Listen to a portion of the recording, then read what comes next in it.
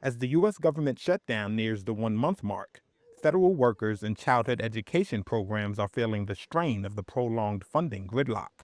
In Georgia, three major early childhood education providers have come together to secure an emergency loan to keep their Head Start programs open. The reality is philanthropy should not be supplanting federal funds. Lauren Kuntz is the president and CEO of the YMCA of Metro Atlanta. At some point, we realized that our advocacy was not going to keep our doors open. So we went to the Community Foundation for Greater Atlanta, and they assembled donors who believe in the work that we do with early childhood education.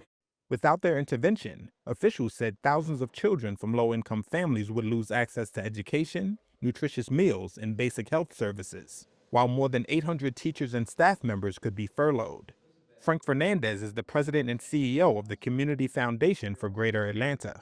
So what we're doing is providing a little over $8 million as a bridge loan for 45 days to support these three organizations to help ensure that their Head Start programs that serve over 5,500 families and employ 800 people are not shut down. Meanwhile, in Washington, where the stalemate in Congress showed no signs of ending, federal employees are struggling to make ends meet, with some seeking help at D.C. food banks. Amy Uklu is a former USAID worker who was fired in February. I'm showing up to food banks when I can. We're applying to jobs constantly. Our unemployment just ran out, so now we have no income coming in. It's a challenge. We're just trying to cancel anything and make sure we're on a forbearance for our mortgage, so we're doing whatever we can to make ends meet. Across the country at the Seattle-Tacoma International Airport, air traffic controllers handed out leaflets asking for public support. Mark Roush of the National Air Traffic Controllers Association said many of his colleagues were considering taking up temporary second jobs.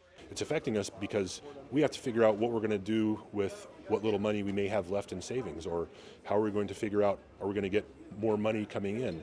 We're going to start driving Uber, we're going to start doing maybe DoorDash, figure some other kind of way to generate income while still going to our jobs in air traffic control facilities and doing the work in aviation safety professions across the country without getting paid. The shutdown is the second longest in U.S. history, behind a partial lapse in funding that lasted 35 days beginning in late 2018, during President Donald Trump's first term.